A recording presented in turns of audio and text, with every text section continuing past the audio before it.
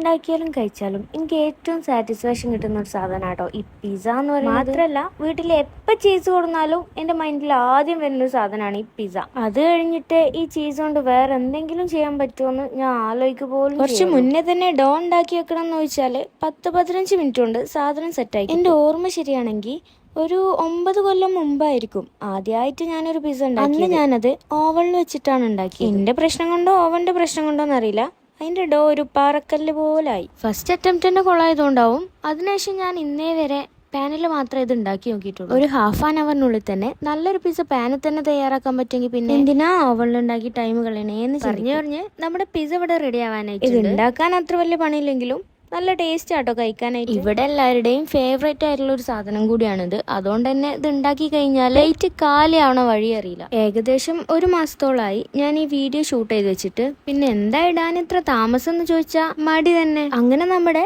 Pizza ഇവിടെ ready ആയിട്ടുണ്ട്. Ready ആയി കഴിഞ്ഞാൽ പിന്നെ അത്രയും പണിയില്ല. എടുക്കുന്നു, കട്ട് ചെയ്യുന്നു, കഴിക്കുന്നു. അപ്പൊ ഇന്ന് ഇത്രയേ ഉള്ളൂ. ബൈ.